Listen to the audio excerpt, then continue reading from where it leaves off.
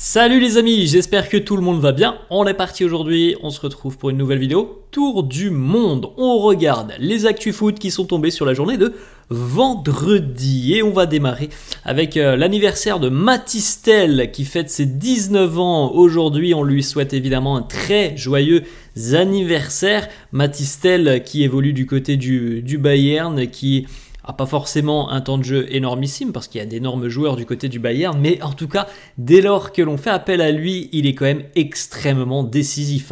Il a, je pense, un potentiel assez incroyable et à mon avis, il va véritablement prendre encore un peu plus de temps de jeu l'année prochaine côté bavarois. Date aussi assez importante dans l'histoire du football. Il y a 5 ans, jour pour jour, en 2019, Cristiano Ronaldo devenait le premier joueur de l'histoire à passer le cap des 600 buts marqués en club.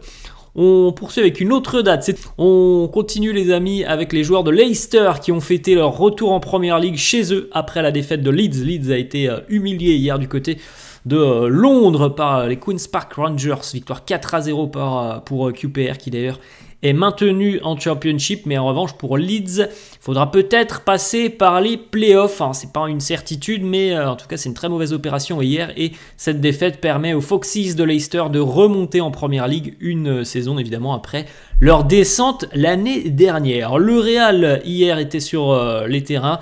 Les Merengues jouaient en match avancé de cette 33e journée de Liga du côté d'Anoeta face à la Real Sociedad, puisque le Real va affronter le Bayern dans quelques jours, donc le match était avancé. Et une nouvelle victoire pour le Real, malgré une rotation assez importante de Carlo au sein du 11. Le Real s'impose 1-0 grâce à Arda Güler, qui a marqué hier sur un service de Dani Carvajal. Arda Güler qui marque son deuxième but en Liga déjà cette saison, alors qu'il ne joue quand même que très peu. Arda Güler, déjà deuxième but. Il a été élu aussi homme du match de cette rencontre. Leicester de retour en PL. Les Foxes sont déjà assurés de finir dans le top 2.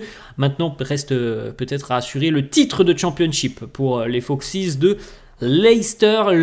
L'autre place qui permettra à une équipe de monter en Première Ligue va donc se jouer entre Leeds et Ipswich. La Salernitana est reléguée en Série B.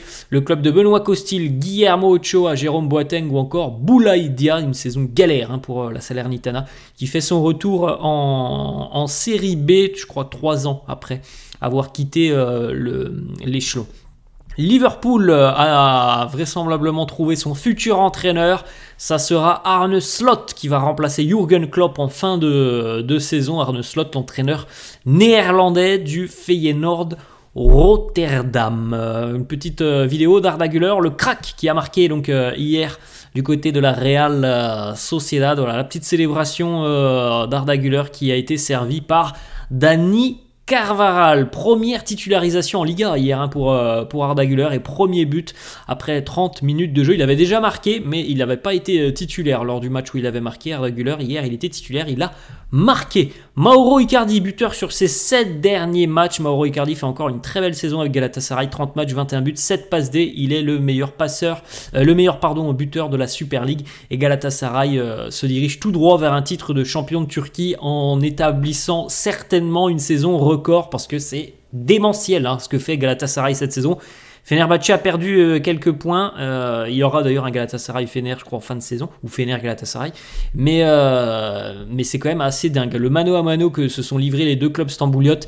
Mais Galatasaray est énormissime, tout simplement, et va certainement établir un record de points en Super League, tant cette équipe est inarrêtable en championnat.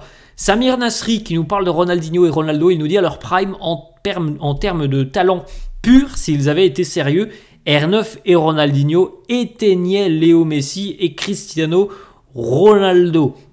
Je pense sincèrement que l'hygiène de vie de Ronaldinho, c'est pas une légende. On sait un petit peu ce qui se passait parfois du côté du PSG. Certains ont dit il arrive à l'entraînement un petit peu en étant éméché, puis c'était un joueur extrêmement une personne extrêmement joviale qui aimait profiter de la vie, mais je pense que s'il avait été très très sérieux, Ronaldinho, ça a été quelque chose de monstrueux.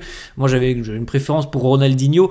Après Ronaldo c'est un très très grand attaquant, mais j'avais une préférence pour Ronaldinho et c'est vrai que c'était un joueur qui avait une facilité d'exécution dans ses gestes qui était assez incroyable. Le Red Star est champion de national.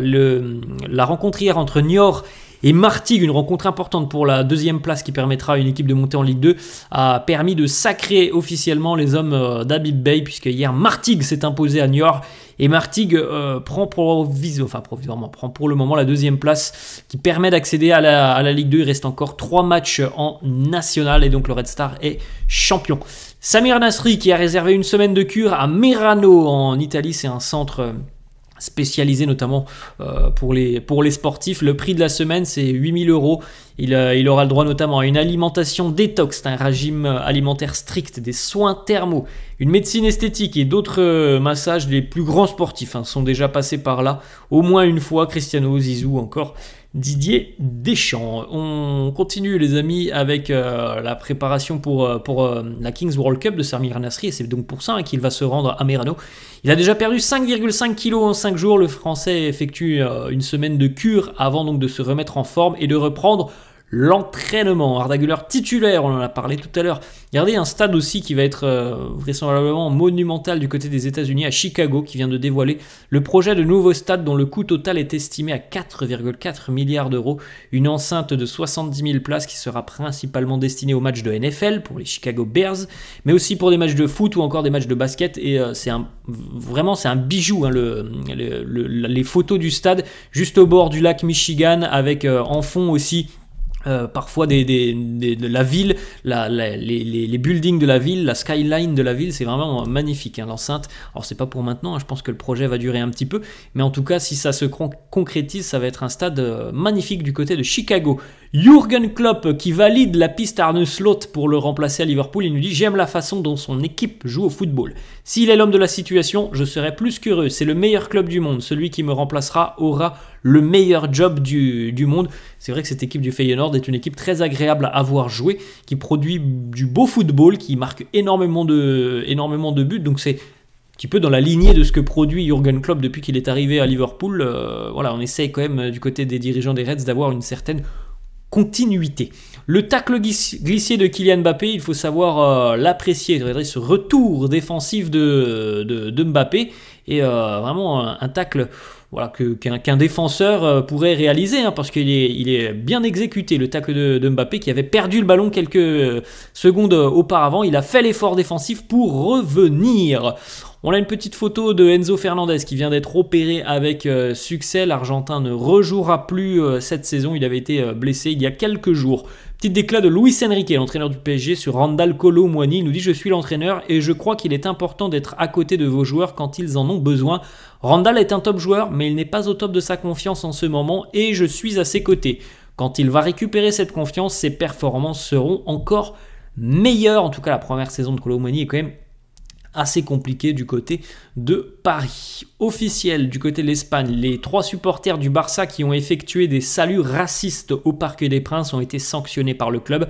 Adhésion suspendue avec le club et interdiction d'acheter des billets, que ce soit à domicile ou à l'extérieur. Signature définitive, on le savait depuis quelques jours, Hugo Ekitike signe définitivement à l'Eintracht Francfort. Il est désormais lié avec le club allemand jusqu'en 2029 et donc officiellement il n'appartient plus au Paris Saint-Germain.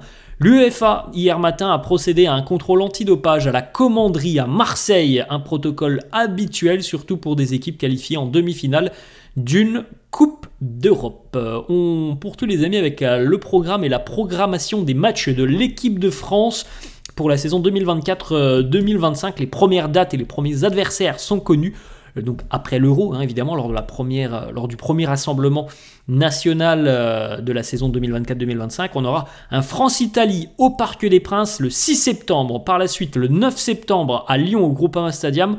France-Belgique le 14 novembre, donc sur la prochaine trêve internationale. France-Israël au Stade de France. Et puis donc en 2025, mars et juin 2025, la France jouera au Stade de France, soit en Ligue des Nations, soit des matchs amicaux. On continue les amis avec le quotidien Sport, quotidien Pro Barça, qui nous annonce que Joan Laporta, le président catalan, a fait une promesse à Xavi d'un gros recrutement cet été. 3 profils sont déjà ciblés: un latéral gauche, un milieu de terrain et un ailier gauche.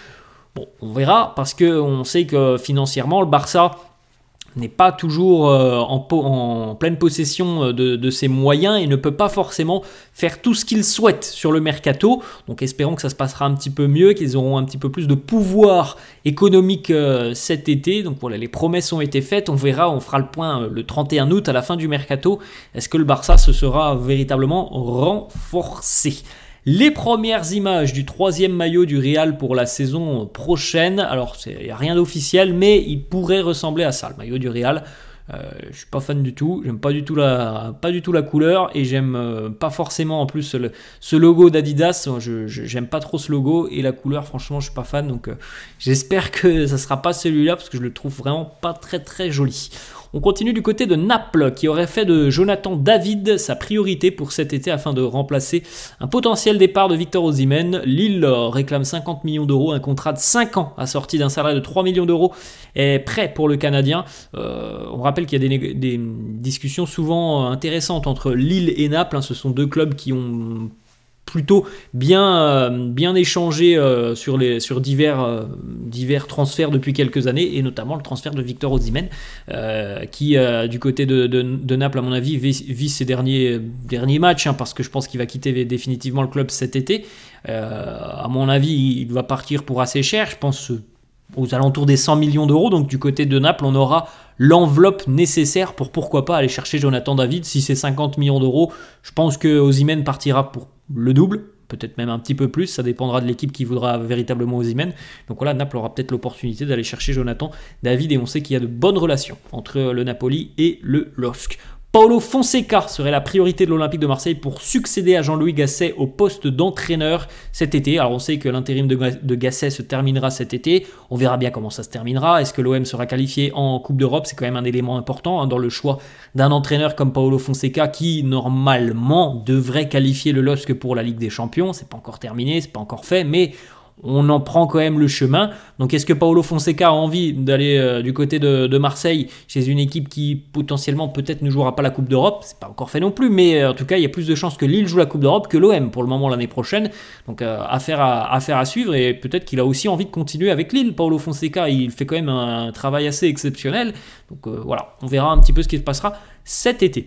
Jamal Moussiala qui nous dit Messi ou Ronaldo, pour moi le GOAT c'est Léo Messi. Bon après ça c'est à chacun de choisir souvent entre Léo Messi et Cristiano. On peut tout simplement apprécier les deux joueurs. Un petit mot sur la nouvelle coupe de Jack Grealish. Fini les cheveux en arrière, cette fois-ci c'est les cheveux sur le côté. Voilà les amis, la fin de cette vidéo, de ce petit tour du monde. J'espère que ça vous a plu. N'hésitez pas comme d'habitude à lâcher un petit pouce bleu. N'hésitez pas non plus à vous abonner à la chaîne. Je vous laisse et je vous dis à la prochaine. Ciao.